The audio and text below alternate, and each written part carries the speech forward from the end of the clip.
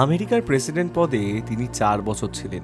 দ্বিতীয়বারের জন্য সেই কুর্সি দখলের লড়াইয়ে নামছেন ডোনাল্ড ট্রাম্প।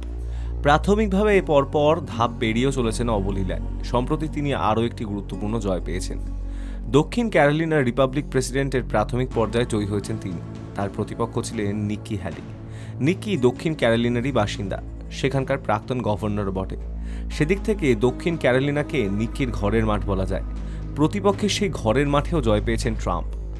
আমেরিকার একটি অন্যতম গুরুত্বপূর্ণ আসন দক্ষিণ ক্যারোলিনা। সেখানে প্রাথমিক নির্বাচনে জয়ের ফলে রিপাবলিকান প্রেসিডেন্ট পদের জন্য মনোনয়ন পেতে সুবিধা হবে ট্রাম্পের।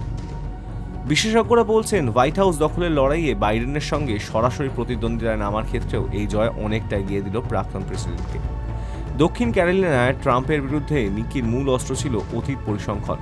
সেই অনুযায়ী ট্রাম্পের বিরুদ্ধে প্রচারও চালিয়েছিলেন তিনি। ট্রাম্পের মানসিক স্বাস্থ্য নিয়ে প্রশ্ন তুলেছিলেন, ভোটারদের সতর্ক করেছিলেন ট্রাম্পের শাসন আমেরিকায় আবার বিশৃঙ্খলা ডেকে আনবে। তবে নিকির প্রচারের প্রতিফলন ভোট বাক্সে দেখা গেল না।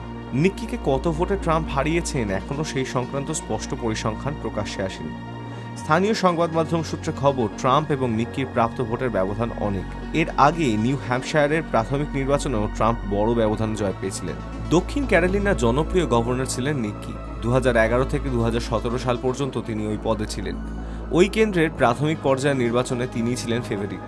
সেখানে ট্রাম্পের জয় অঙ্ক বদলে দিয়েছে। অনেকের মতে নিকির বিরুদ্ধে একাধিক অভিযোগের মামলা চলছে, যা ঘরের মাঠেও তার জনপ্রিয়তার বিপক্ষে গিয়েছে। রিপাবলিকান দলের প্রেসিডেন্ট পদপ্রার্থী হিসেবে ট্রাম্প এবং নিকির নামই উঠে এসেছে।